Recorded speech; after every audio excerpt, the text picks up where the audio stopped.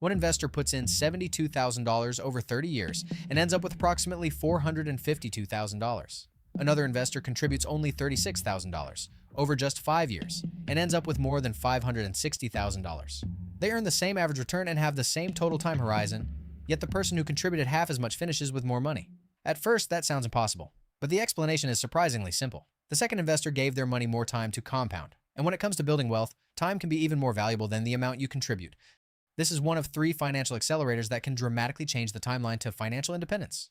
The first is front-loading your investments while your money has the greatest amount of time to grow. The second is increasing the growth rate of your income without allowing your expenses to rise at the same speed. The third is creating reliable, recurring income that reduces how much your investment portfolio needs to provide. None of these strategies will make you rich overnight, and none of the numbers in this video are guaranteed. However, when these 3 accelerators are combined, they reveal a mathematical advantage that the traditional advice to simply invest 10% of your income and wait until retirement often ignores. Let's begin with the first accelerator, which we'll call asymmetric capital injection. The name might sound complicated, but the idea is simple. It means investing much more heavily during the earliest part of your journey when every dollar has the longest possible time to compound. Traditional investing advice usually sounds something like this. Invest a small amount every month, remain disciplined, and continue doing it for 30 or 40 years. Mathematically, that strategy works, and consistently investing over a long period is still far better than doing nothing. However, it may not be the fastest way to reach financial independence. Imagine an investor who contributes $200 every month for 30 consecutive years. Over that period, the investor contributes a total of $72,000. Assuming an average annual return of 10%, the portfolio could grow to approximately $452,000. That is a respectable result, but now imagine a second investor who takes a completely different approach. For the first 5 years, this investor makes a significant effort to reduce unnecessary expenses and contributes $600 every month. After those 5 years, the investor stops making contributions completely and allows the money to compound for another 25 years. The second investor contributes only $36,000 in total, exactly half the amount contributed by the first investor. Despite that, under the same return assumptions, the portfolio grows to more than $560,000. The second investor contributed less money and actively saved for 25 fewer years, yet still finished more than $100,000 ahead.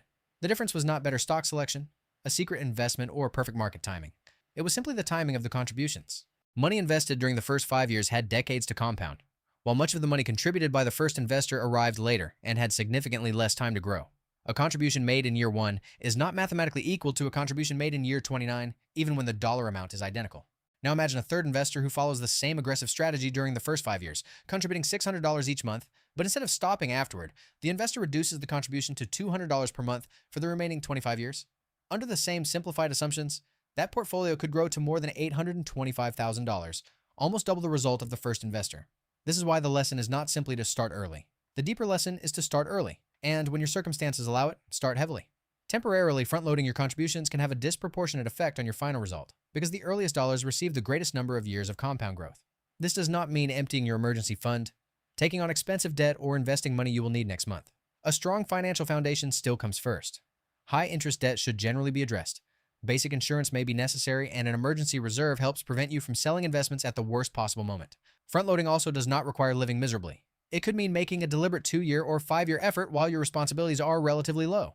Perhaps you continue living with roommates for another year, keep your current car instead of upgrading it, or direct a temporary increase in income toward your portfolio. The objective is not permanent deprivation. It is recognizing that a dollar invested today has more potential than the same dollar invested decades from now. There's also an important limitation in these examples. The 10% return is based on a simplified historical average and should not be interpreted as a guaranteed annual result. Markets can fall, remain flat for long periods, or deliver returns in a completely different order than expected. Taxes, investment fees, and inflation also reduce what your portfolio is worth in real purchasing power. These models are useful for understanding the relationship between time and compounding, but they are not predictions of exactly what will happen. Of course, understanding that you should invest more during your early years creates an obvious problem. Where does the additional money come from, especially if you currently have an average income? That leads to the second accelerator, your personal compound annual growth rate. When investors analyze a company, they often examine how quickly its revenue, earnings, or cash flow are growing. A business expanding at 15 or 20% per year is viewed very differently from a business growing at only 2%. However, many people never apply the same type of analysis to their own income. Imagine 2 workers who both begin earning $50,000 a year. The first worker remains in the same position and receives an annual raise of approximately 3%. After 5 years, that salary would be close to $58,000. The second worker continues developing valuable skills, takes on measurable responsibilities, and occasionally tests their value in the job market. Through a promotion and one strategic career move, that worker reaches $70,000 after 5 years. The difference is not only $12,000 of annual income, the real difference is what happens to the additional money every month. If the second worker keeps expenses relatively close to the original level, a large portion of that salary increase can become investable capital. Over time, that additional capital can significantly accelerate the front-loading strategy we just discussed. Higher income creates the ability to invest more, and investing more during the earliest years gives those contributions more time to compound. This does not mean everyone should leave a job every 2 years. Labor markets vary significantly by country, industry, experience level, and economic conditions. A stable role can provide valuable training, benefits, flexibility, and long-term opportunities that are not immediately visible in the salary. The point is to avoid assuming that loyalty will automatically be rewarded. If your compensation, responsibilities, and learning opportunities have barely changed after a reasonable amount of time, it may be worth researching what your skills are worth elsewhere. Sometimes the fastest path to higher income is an internal promotion, sometimes it is negotiating your current salary, and sometimes it is changing companies. Increasing your income alone, however, does not guarantee that you will build wealth. Many people receive a raise and immediately replace their apartment, car, phone, and entire lifestyle with more expensive versions. Their income rises, but the amount they invest remains almost unchanged. This is where the marginal savings rate becomes important. When your income increases, try to invest a significant percentage of the increase rather than automatically spending all of it. Suppose you earn $1,000 per month and spend $800, leaving $200 available for investing. If your monthly income later increases to $1,500 and your expenses remain reasonably close to $800, you could potentially invest $700 per month. You do not necessarily need to freeze every expense forever. Costs change, families grow, and improving your quality of life is a legitimate reason to earn more money. The goal is not to avoid enjoying your income. The goal is to prevent every raise from disappearing before it has the chance to improve your financial position. Even increasing your monthly investments from $200 to $400 or $500 could meaningfully change your long-term result, especially when that increase happens near the beginning of your investing journey. Still, salary growth has a limit. There are only so many hours in a day, and even a well-paying job usually depends on your continued ability to work. This leads to the third accelerator, which is building reliable recurring income outside your primary job. Consider the traditional 4% framework used in retirement planning. Under its original simplified structure, a retiree withdraws approximately 4% of the initial portfolio during the first year, and then adjusts that dollar amount for inflation in later years. It was designed as a planning reference for a retirement lasting roughly 30 years, not as a guarantee that works in every market environment. Working backward from that framework, a person who needs $2,000 per month or $24,000 per year would require approximately $600,000 invested to cover all of those expenses through portfolio withdrawals alone. Now imagine that the same person creates a secondary income stream, generating $1,000 per month. It might come from a freelance service, a small digital business, licensing creative work, rental income, or another activity that produces relatively stable recurring revenue. That income is not necessarily passive. A freelance service still requires clients. An online business needs maintenance. And rental property comes with expenses and operational risks. A more accurate description would be recurring or semi-passive income. However, when that income is stable and reasonably predictable, it changes the amount the portfolio needs to provide. If monthly expenses are $2,000 and a recurring income stream covers $1,000, the investment portfolio only needs to cover the remaining $1,000 per month. Under the same 4% simplification, $12,000 in annual recurring income is mathematically equivalent to the withdrawals generated by approximately $300,000 of invested capital. 12,000 divided by 4% equals 300,000. This does not mean a side business is identical to owning $300,000 in a diversified portfolio. A business can lose customers, platforms can change their algorithms, rental income can be interrupted, and freelance demand can disappear. Invested capital and business income carry different risks and should not be treated as perfectly interchangeable. The comparison is still useful because it shows how reliable recurring income can reduce the burden placed on your portfolio. Instead of waiting until you accumulate $600,000 before gaining flexibility, you may be able to combine $300,000 of invested capital with $1,000 of dependable monthly income.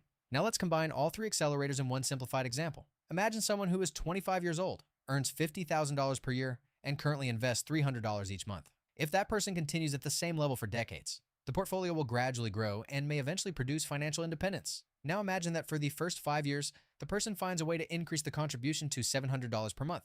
At the same time, they develop a valuable professional skill and eventually increase their salary from $50,000 to $65,000. Instead of allowing the entire salary increase to disappear into a more expensive lifestyle, the person directs half of the additional take-home income toward investments. After the initial 5-year sprint, they continue investing at a sustainable but higher level. During evenings or weekends, they also begin building a small recurring income stream. It takes several attempts before anything works, but after a few years, the activity produces $500 per month relatively consistently. None of these changes alone creates instant retirement. Together, however, they completely reshape the equation. The higher early contributions receive more time to compound, the stronger salary creates more investable cash flow, and the recurring income reduces how much the future portfolio needs to cover. This is the real power of combining the three accelerators. You are not depending entirely on investment returns, entirely on your salary, or entirely on a business. You are improving several parts of the financial system at the same time. There will still be risks. A person should not assume that markets will return 10% every year, that every career move will produce a raise, or that every side project will become profitable. Inflation and taxes will reduce future purchasing power, and retiring extremely early creates a longer timeline during which unexpected expenses and market downturns can occur. For someone planning to stop traditional work in their 30s, a portfolio may need to support 50 or 60 years of spending, considerably longer than the retirement period used in many traditional studies. A more conservative withdrawal rate, flexible spending, or continued part-time income may therefore be necessary. The objective is not to find one perfect formula that guarantees retirement at a specific age. The objective is to understand which variables you can realistically influence. You may not control what the stock market does next year, but you can influence how early you begin contributing. You may not control the economy, but you can continue developing skills that increase your market value. You may not be able to create passive income immediately, but you can begin testing ways to earn money that are not completely tied to a single employer. You now know the 3 levers. Invest more aggressively during the earliest years you can reasonably afford to. Grow your income faster than your expenses, and gradually build a reliable source of recurring income outside your primary job. You do not need to transform your entire financial life tomorrow. Choose one lever and begin improving it this month. That might mean increasing your automatic investment by $50, researching the market value of your current skills, or spending a few hours each week testing a small income idea. The earlier you create a meaningful gap between what you earn and what you spend, the more time compound growth has to work in your favor. Early retirement is not created by one secret stock or a perfect prediction. It is created by consistently improving the mathematics behind your financial life. If this changed the way you think about early retirement, subscribe. Because here we break down the real numbers behind investing, wealth building, and financial independence.